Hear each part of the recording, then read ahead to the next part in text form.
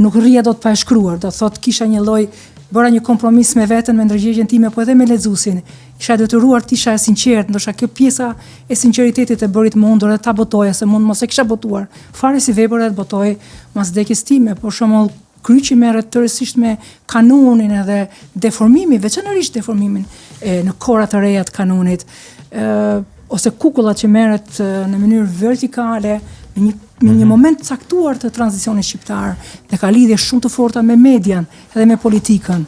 Kështu që nuk I ngjan vepra veprës dhe nuk them dot. Por duke marrë parasysh vetëm faktin që ky është një ribotim apo jo. Për mua është më I vështirë.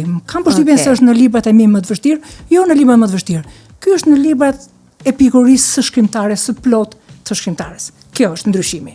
Pra nëse kurba, nëse shkrimtari ka një kurb, kjo është, si thua, në një farë mënyrë zeniti I kurbës sime letrare. Dhe ne jemi shumë të nderuar që po e përjetojmë dhe po flasim. Pra, është momenti kur shkrimtari e zotron temën e madhe. Mund të trajtoj temën e madhe. Unë them se po. Kjo gjë ka ndodhur edhe me koshiencë, edhe në subkoshiencë, ka ndodhur edhe në, po them, tërsinë e sentimentit, po edhe njohjen kulturore të çështjeve me të cilat merret, sepse ka ndjes që të ndërpres. Këtu ka informacion enciklopedik, nga historia, nga politika, nga arkitektura dhe pra ka një tërsinë të madhe informacione. Pra ne u shpjegova kur fola për letërsinë e nxituar.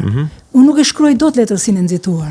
Kjo është edhe kur kam shkruar traktatin e dashurisë, flas Hirin. Prap kam lexuar shumë për sinestezinë, sepse doja ta sillja nëpërmjet sinestezisë. Sinestezia është një dikur është quajtur smundje. Tani nuk është smundje më, kur njeriu ka një tërësi sentimentesh në të njëjtën kohë. Pra ti je shkrimtare, por unë shoh edhe ngjyra, apo jo, në të njëjtën kohë. Unë ndjej edhe aroma në të njëjtën kohë.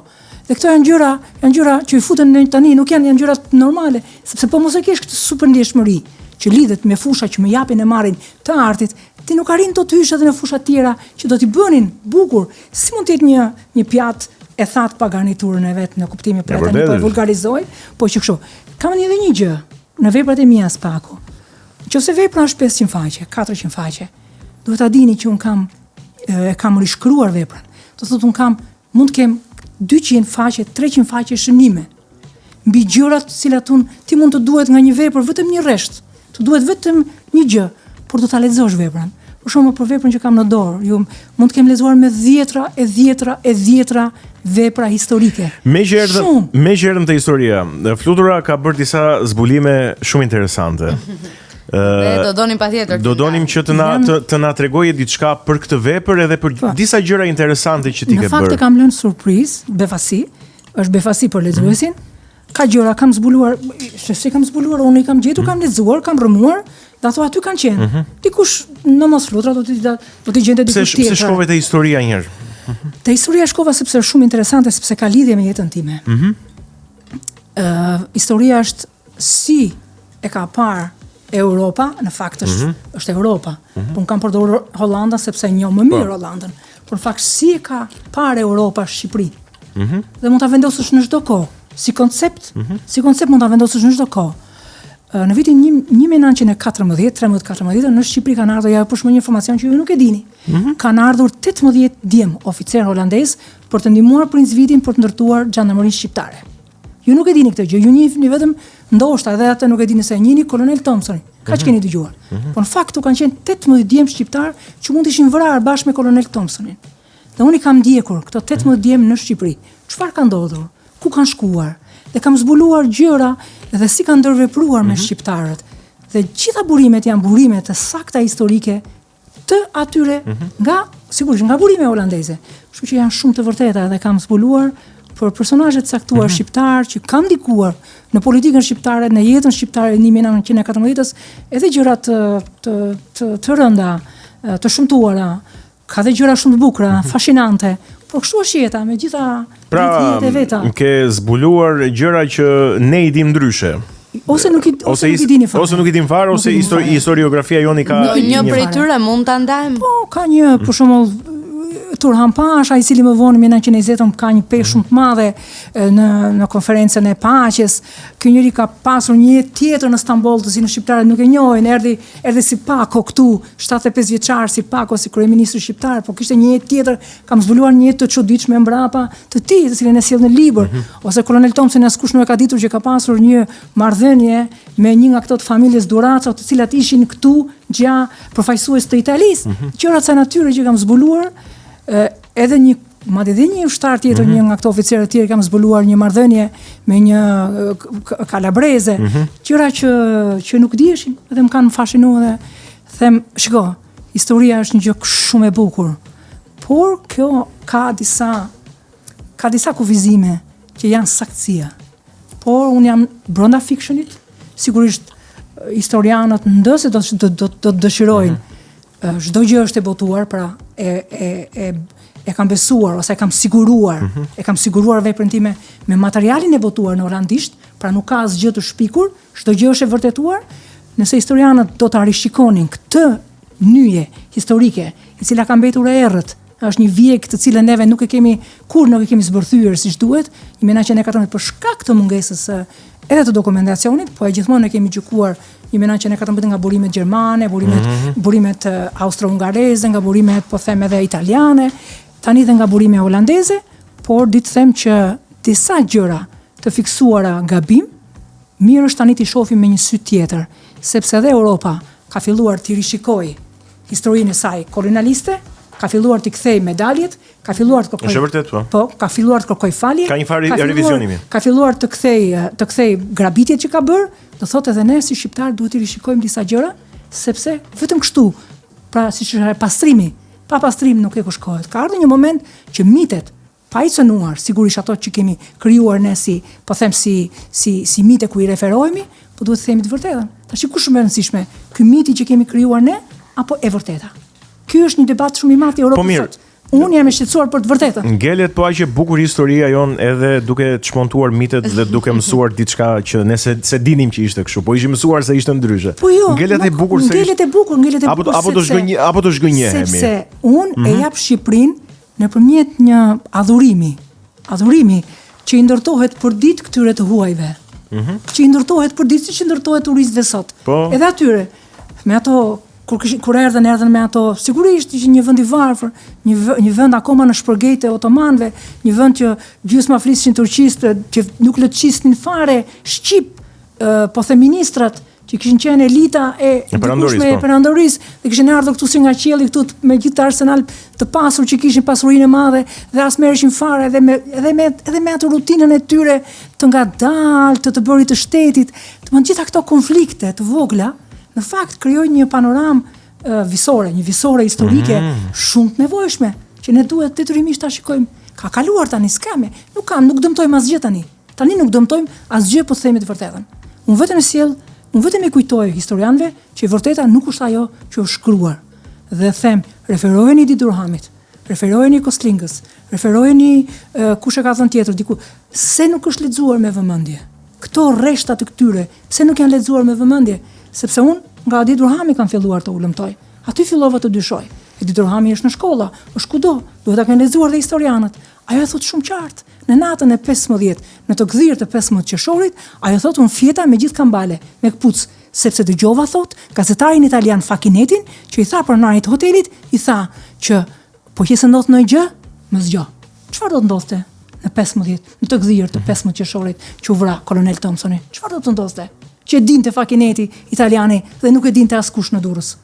Pra, kaq mjafton që ti të dyshosh, ora çfarë dëgjoi Edi Durhami? Dhe Edi Durhami e ka shkruar kur e ka shkruar. 1916 po e ka shkruar. Ti duhet ta kishe marrë, duhet ta kishe lexuar, duhet të kishe dyshuar si historian. Një vije një pikpyetje kësaj fraze, kësaj gruaje. Çfarë ka dashur të thotë kjo gruaja? Ose mbase nuk ka dashur të rrëmoj. Jo, kanë rrëmuar, kanë bërë shumë. Shiko, ka qenë 1914 ka qenë pothuajse e errët, kanë bërë shumë, kanë botuar disa vepra të rëndësishme. Por në këtë turrim për të zbardhur këto vite, ti japësh legjitimitet. Ta zbukurosh një gjë që nuk ka qenë e bukur. Kjo nuk është normale. Historia e mirë apo e keqe duhet pranohet ashtu siç është. Më vjen keq ta them, janë botuar vepra, domethënë ku e rishikojnë figurën e Esat Pashës. S'janë botuar aq vepra për Ismail Qemalin. Pra, një lloj të paktën baraspesh. Çfarë duan të pastrojnë, çfarë duan të thonë me këtë gjë? Unë them më mirë ja po e sjell në gjuhën, në gojën, në memorien, kujtesën, në fjalët, edhe në citimet e holandezëve. Flasin ata, i kam lënë ata të flasin siç e kanë para ata, siç e kanë prekur ata Shqipërinë. Kam shpëngjë do tjetër. Dhe zbuloj një Shqipëri tjetër, që është shumë larg. Po, që është një çik larg para asaj të vërtetë që kemi mësuar ne. Pritet të botohet në Vjesht.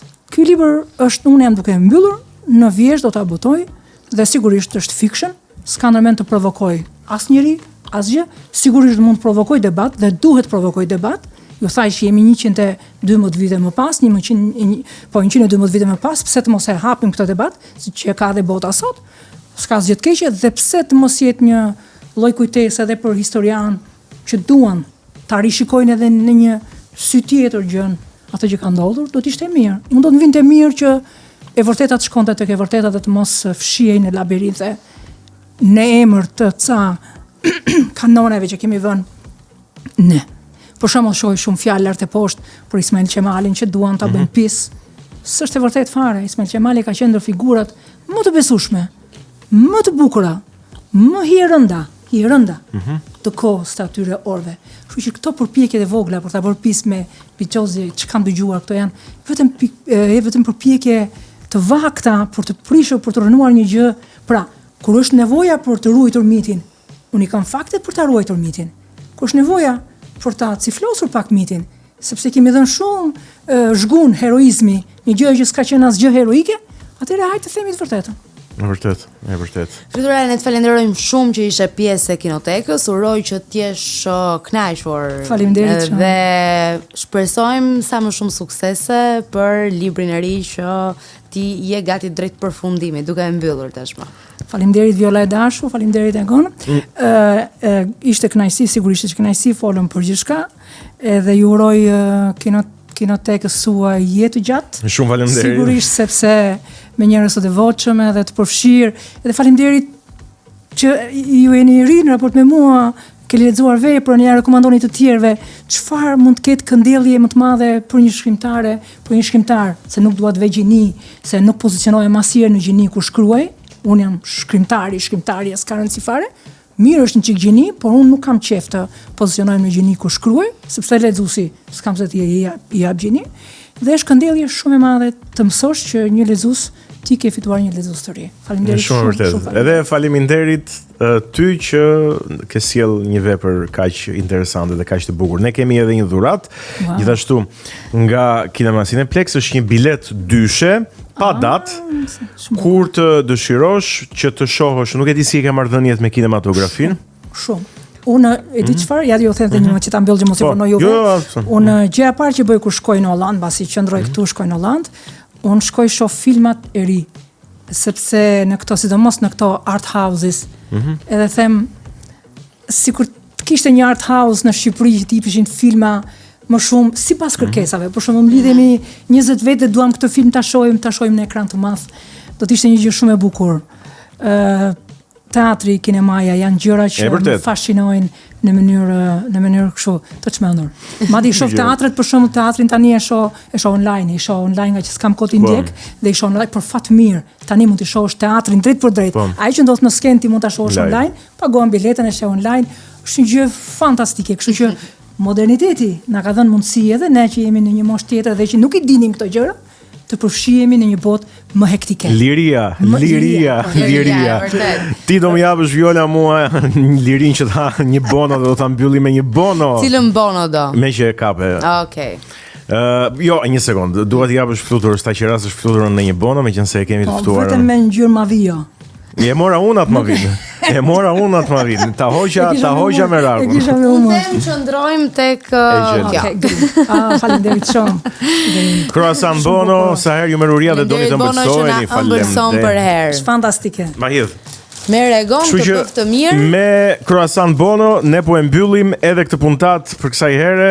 Shihemi të mërkurën tjetër, na ndiqni në YouTube, në rrjetet tona sociale, në kanalin ton në Spotify dhe mos harroni. Thuaj Viola, thuaj. Nëse na shihni në rrugë, mos harroni na përshëndesni. Se na mbetet çefi nëse nuk e bëni në të kundërt. Pafshim.